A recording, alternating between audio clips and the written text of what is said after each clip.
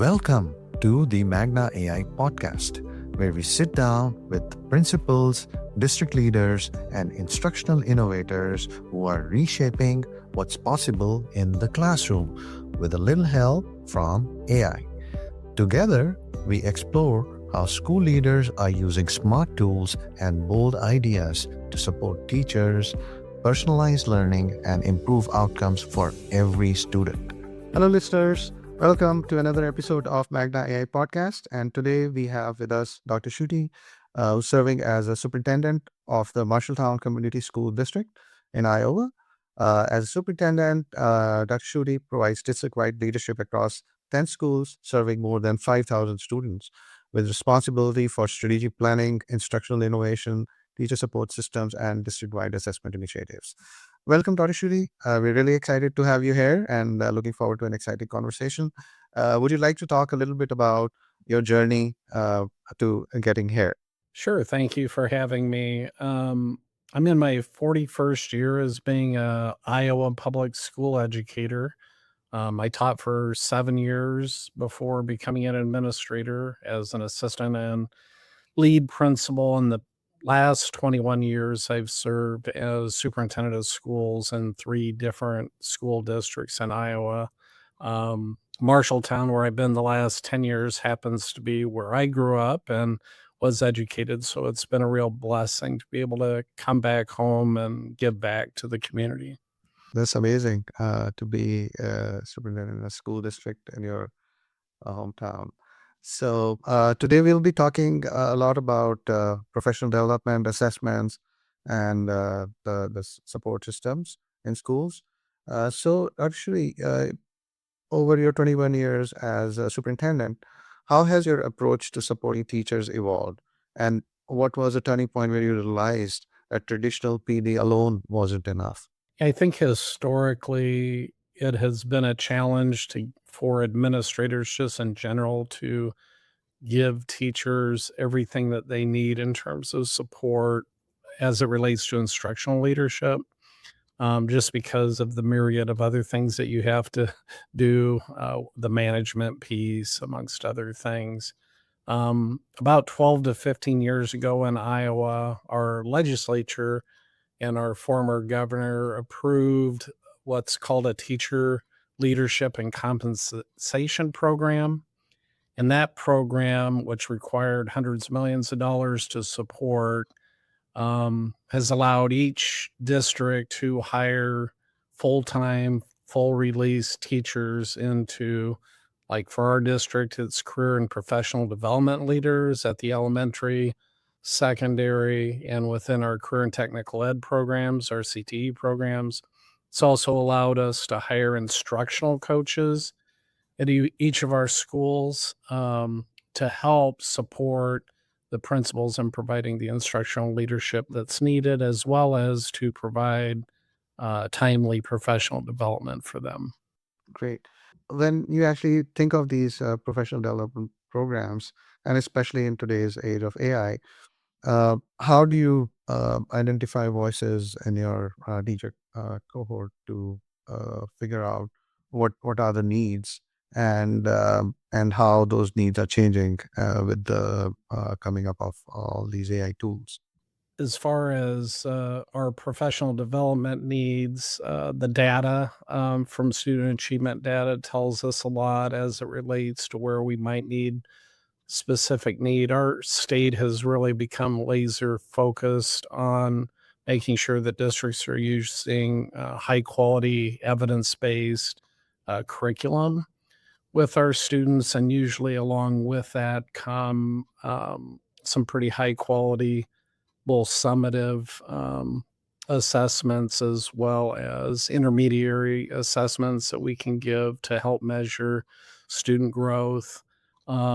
As far as AI goes, we've been vested for quite some time in using AI background tools and supplemental supports for students to help differentiate and especially individualize instruction, whether it be in literacy or math. That had been happening long before they talked about AI.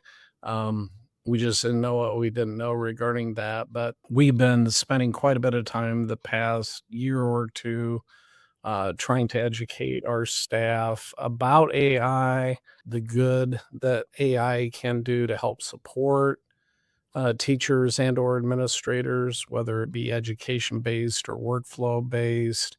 And we're still kind of in the middle of trying to figure out how to safely and wisely put it in the hands of students in a productive way. Yeah, that's really interesting. So, you talked about supporting students, using AI to support students, and it's great to hear that you've been actually investing uh, effort into bringing more of like personalized education into the system. How do you see going forward it playing a role in how teachers approach? I'm sure like they're doing a lot of lesson planning, but also grading and giving real time feedback to students without replacing the human element. Yeah, I think the human element or the direct instruction piece will continue to always be the most important part of what we do, but effectively using AI can certainly help expedite feedback for students, particularly as it relates to writing and things such as that. Even in math, in terms of if kids are showing their work, being able to help guide students towards different ways or better ways to solve problems and that sort of thing. For teachers, I'm sure that also it may be able to help in non educational ways to reduce some of the tasks or things that we ask them to do in addition to teaching students so that they can focus more time on assessing students and where they're at and where they need to be. And then obviously the educational part. It's already, I'm sure, a helpful tool with our staff and towards in regards to coming up with strategies, instructional strategies that can help minimize any achievement gaps that are between students. And as I said before, many of the supplemental programs that we use in literacy and math have AI working in the background to help individualize or personalize the student learning experience as well. So now let's move on to building assessment systems that actually help student outcomes. And we noticed that you had actually your district had shifted to a new math curriculum. So would you be able to talk a little bit about what data about the student performance trends that you looked at, which actually convinced you that okay, the old approach wasn't working, and this is something that will actually help?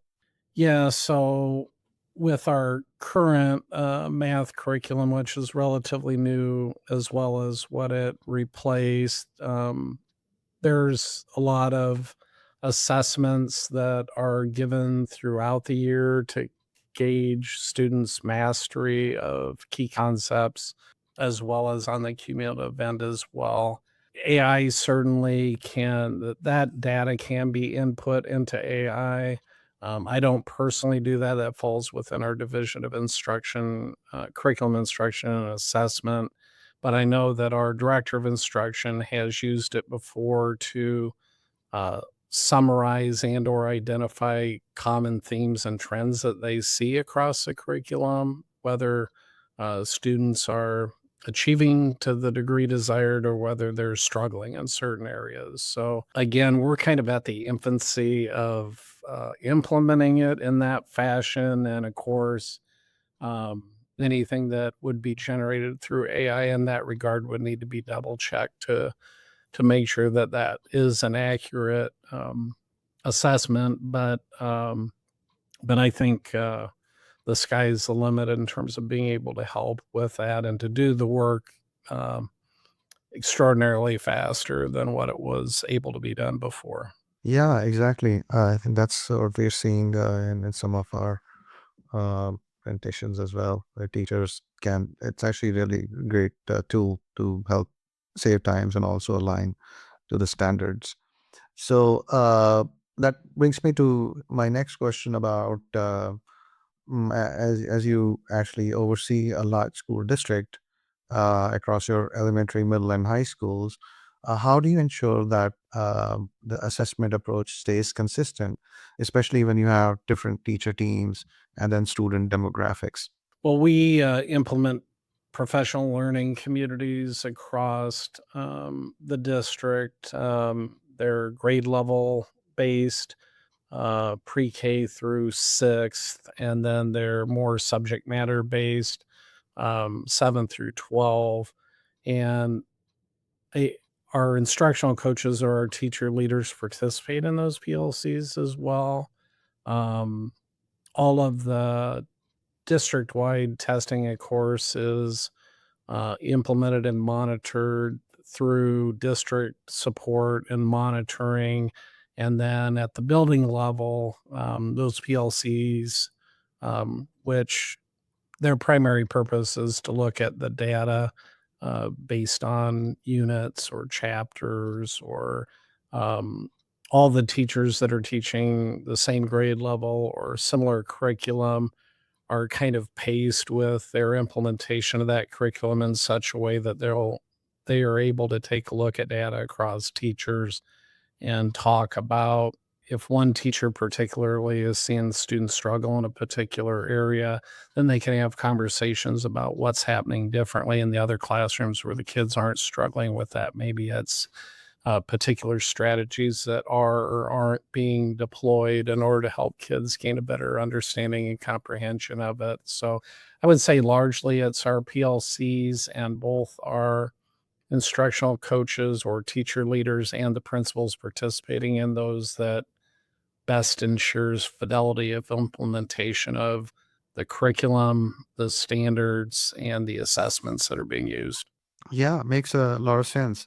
So, how often do these like feedback cycle loops actually occur? Well, at a minimum, those PLC meetings happen weekly, but in Oh, some wow. buildings, it may be multiple times a week. Oh, wow. Okay. So that seems like you have a efficient system that is already set up to parse the data and then get that feedback to the teachers and classroom. Great. Recently, we saw that the high school became Central Iowa's first school to launch career connected learning instruction model. Would you be able to talk about that a little bit? We were the 3rd district in the state of Iowa, and I think the 61st nationally to implement a cohort program in our ninth grade, which will then over time evolve into 10th, 11th, and 12th grade called Junior Achievement 3DE. And what that is it's a program which um, that's really highly predicated on inquiry or problem based learning, where kids have the same standards as all the other kids that aren't in the cohort to meet in their core subjects of English language arts, math, science, and social studies. But a lot of their learning and mastery of those standards happen in this JA3DE program where the kids work on 6 different case studies throughout each year that are based on a local or a national business. So they're real world problems that our kids in collaborative groups are asked to come up with solutions for the problems. So each of those units takes roughly 3 to 4 weeks, and it involves people from the businesses actually coming in and coaching or working with the student collaborative groups to help further refine their ideas or solutions to the problems. And then ultimately it culminates in classroom presentations. And in each classroom, the peers or judges vote on who comes up with the best solution and the best presentation of that solution. And then each of those classroom champions wind up presenting against each other in a school wide or cohort wide competition. And usually the judges for that are from the actual business and industry. And then ultimately you have a champion. But within that program are its own competencies, which have to do with critical thinking and problem solving, a lot of the communication, a lot of those is what I would call life ready skills.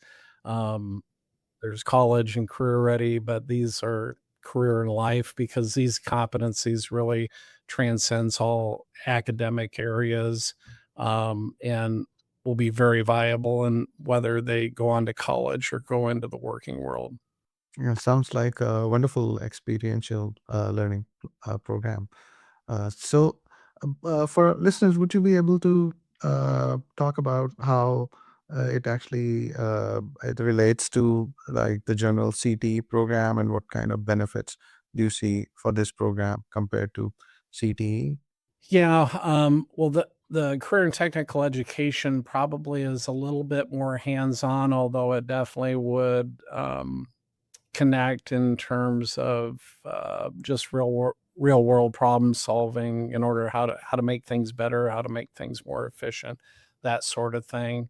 Um, it's not as much project based learning as a CTE program would be, as it is problem based learning or inquiry based learning, where it's more the thinking and the coming up with potential solutions versus the actual enactment of it, which you would find more in the CT areas, which in our district would be industrial arts, family and consumer science, agriculture, and business education. So you talked about bringing industry leaders and your local community also into the loop. So because this is so experiential in nature, how do you train the teachers to integrate this program into the core academic curriculum? How do you prepare them for the shift, and if there is any kind of resistance that you might have seen related to it? Number one, we're pretty strategic on our recruitment of the teachers, particularly in this first year to launch it and get it off the ground. But to be honest with you, it's the type of teaching that it involves is just effective teaching and learning, whether you're teaching 3D or not. So, the best teachers that any school or school district has are always going to be really well equipped to do this. And I think where it kind of where it's really beneficial is that it takes what kids are learning in the school and connects it to real world problems so that they don't have to ask the question, why do I need to know this? Because they're living in the classroom, working through these case studies where that learning becomes applicable in terms of solving problems that real world businesses have, whether they be in town, in our state, or nationally. So it's really just effective teaching and learning. But that being said, we do provide specialized professional development for these teachers, primarily over the course of the summer through the Junior Achievement um, 3D National Network, which is based out of Atlanta, Georgia. But if you were to go to any professional development related to problem based learning, inquiry based learning, or even project based learning, it would largely be similar. Nice. Are you able to share a story from this program that actually deepened your belief that the student learning can improve in ways that traditional classroom instruction might not?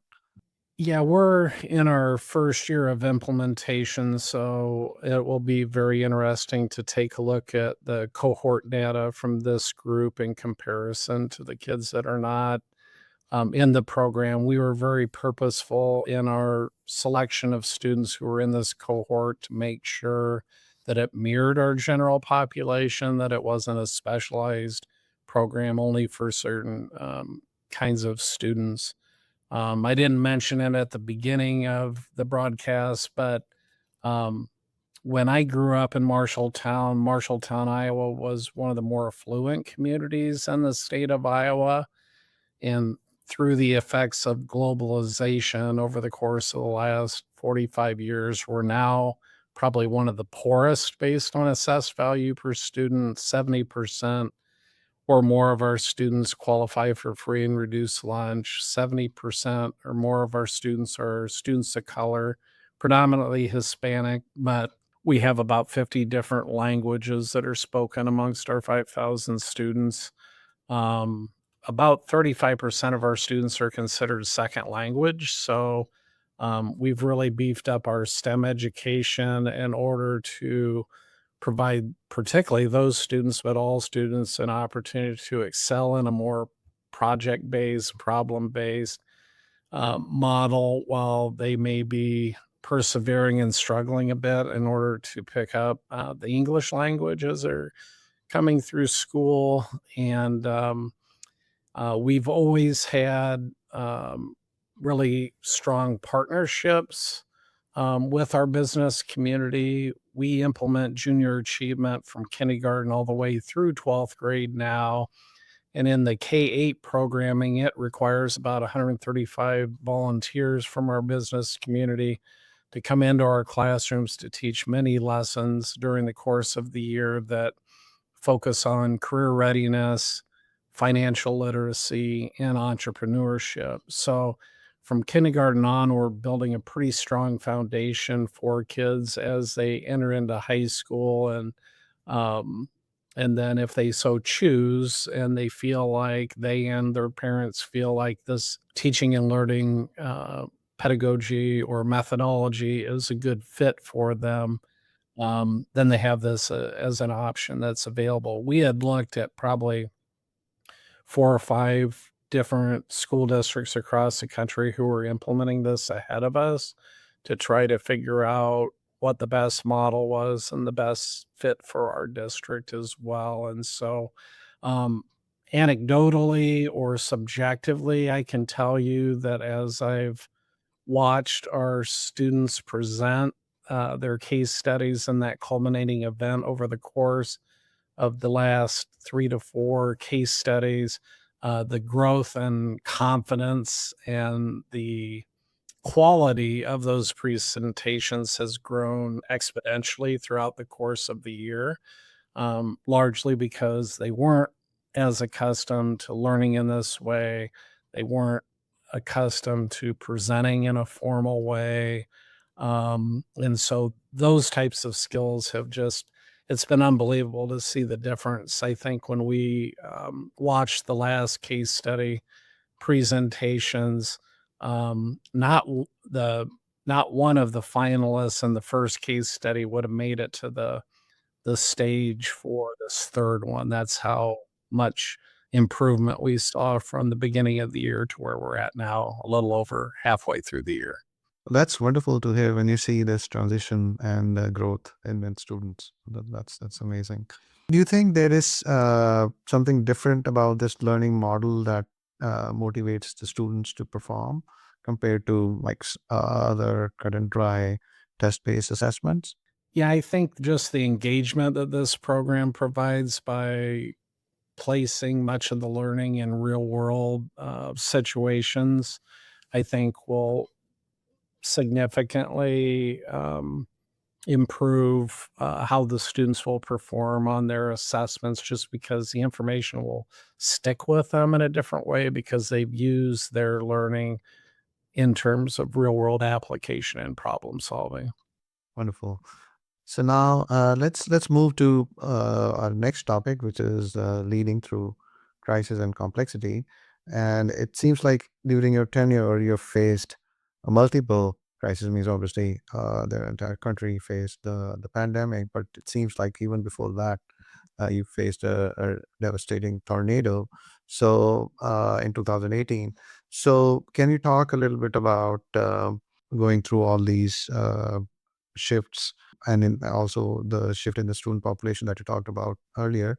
How do you decide which initiatives to prioritize when and everything seems critical? And how do you keep teachers from experiencing initiative fatigue? Yeah, so we've actually had 3 different pretty traumatic, situations in the 10 years I've been here. You mentioned the 2018 tornado. And then we had the pandemic. And while we were in the midst of the pandemic, we had a derecho, which is like a land hurricane.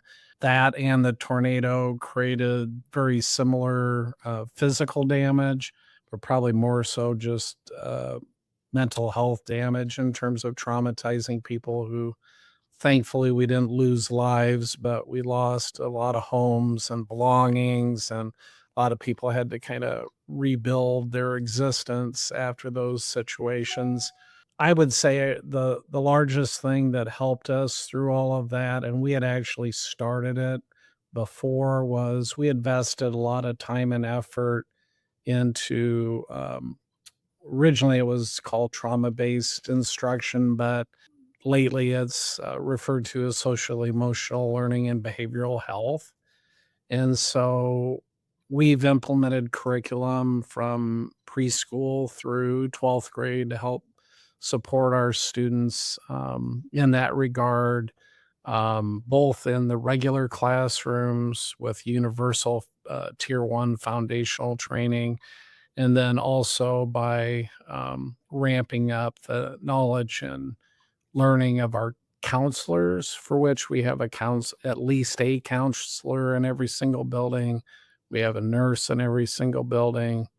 We have school resource specialists who serve as kind of social worker type people in each of our buildings. And then we've started to deploy some mental health therapists as well, largely because we had a pretty robust partnership with a number of different agencies that provided mental health therapy, but um, through the pandemic, many of those agencies ran into staffing shortages, and as a result, we started to try to hire some of our own to complement what we were able to get through our partnerships there too. So kids need to feel safe and supported in order for them to learn most effectively. So that's why we've invested a lot of time, effort, professional development, and resources into um, helping support them in a social, emotional, behavioral health way, as well as what we do in the academic realm. Yeah, totally. I think these things and events take a mental toll on everybody, and especially kids. So great to hear that you're investing in these programs. Earlier, you also talked about like over a third of your students being English learners. So how does that shape your approach to assessments, teacher support, and the tools that you adopt? Are you still seeing like gaps that you're trying to close? Yeah, there still are gaps that we're trying to close, but a lot of times with those differences, there's different funding streams that we become eligible for as well, and so we have additional staff, um, both teachers and support staff that help provide some of the necessary supports that our second language students need.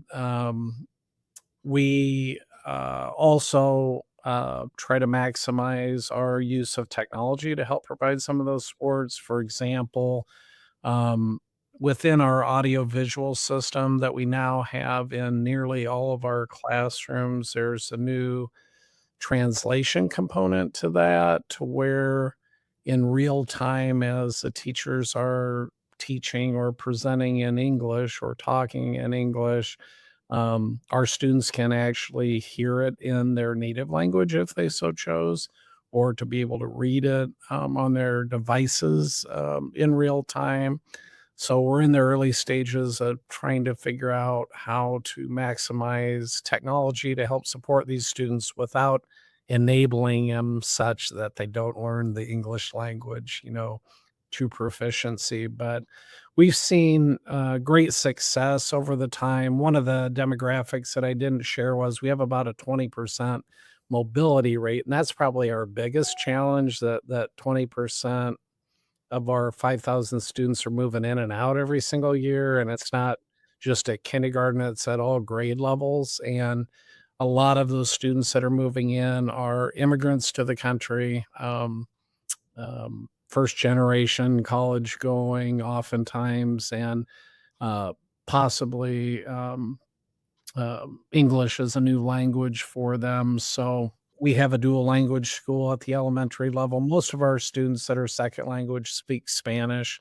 So we have a dual language school that they can so choose to go to if they wish, where they learn both in English and Spanish. And then that tracks through the intermediate and the middle school as well. Consequently, we have one of the highest numbers of students that are in the CLBI literacy by the time they graduate, speaking 2 or more languages proficiently, not only speaking, but writing and reading, proficiency as well. So, what a lot of folks would see as a major challenge, we look at it as a major opportunity because we know if we can get these kids to where they're proficient in English and their native language, that's gonna be a huge asset for them when they go on to, college or to work. Exactly. That's so true. Now, like given the current funding environment, and especially now you talked about such a high portion of the population being English learners, and potential loss of federal funding for ELL programs. How do you communicate with the teachers about policy threats beyond your control, and what does it look like to advocate for students while still being realistic about the constraints that you have? Yeah, well, obviously, anytime there's any discussion about cutting funds that would help support like our second language students and stuff, we rise up and advocate as strongly as we can for that not to happen. Thankfully, that hasn't happened thus far. Um, the biggest concern was with the government shutdowns and the potential for those funds not continuing. But, in our community, if we didn't have our immigrant or migrant workers, that would pretty much shut down much of business and industry within the community. And so, this community over the 45 years of change has really turned into a significantly welcoming community for those families and also a very inclusive community for those families. And I see our charge in developing young leaders is that these kids are truly the future of our community and state and country. And so what I've been really pleased to see as of late is people of color starting to assume some of those formal leadership opportunities, such as serving on the school board, serving on our city council, participating and or serving on our chamber board, which was something that did not exist 10 years ago when I came back to the community. So that really gives me hope for the future that we're moving closer to being a fully inclusive community, and I think that all starts with the school district. Wonderful. So, yeah, as we get to the close of this segment, any uh, words that you want to share with our audience, and highlight anything that you would like to? I know early on, we had talked about AI and the impact and or potential impact for that, and again, we're kinda taking baby steps as we approach that. It is gonna be a seismic shift, where it's gonna create a seismic shift, I think, in teaching and learning. To the point you made it's not gonna replace teachers, but it could help significantly with the support that teachers have received from other human beings or, um, other support systems. Um, and, we've worked really hard. We provide a device to every child. And from the fifth grade on, those children are able to take those devices home and use them. So, by teaching them these skills and how to be good citizens in their use of these skills, I think we're going to see greater engagement in our students. We're going to see higher degrees of proficiency in what we're asking them to do, higher um, quality products from what we ask them to perform. And I kind of liken it to when computers became more accessible through cost and more districts started to provide every student with a computer. Or before that, when we first started using the internet and the wealth of knowledge and information that was available at someone's hands by getting onto the internet. Each of those were like significant milestones in the growth and accessibility of knowledge and information, and causing educators to really think about what is it that we really need them to know or memorize versus, being able to access quickly in terms of being able to use this technology in an effective and efficient way. So I've been at this for 41 years now. This is probably going to be one of the more exciting eras as we head into this AI world. Yeah, there's no doubt about that. And you raise very good points about embracing the technology to make sure that we can continue preparing our students for the whatever is out there and whatever is this new technology is bringing. Thank you so much, Dr. Schutte. Really appreciated wonderful conversation with you and listening to your viewpoints. Thank you. Thank you. Have a story, question, or insight from your own classroom or campus? We would love to hear from you. Thanks for tuning in to the Magna AI podcast. Be sure to follow us on LinkedIn and YouTube and learn more at magnaeducation.ai. Because when we support teachers with the right tools, we unlock what's possible for every learner.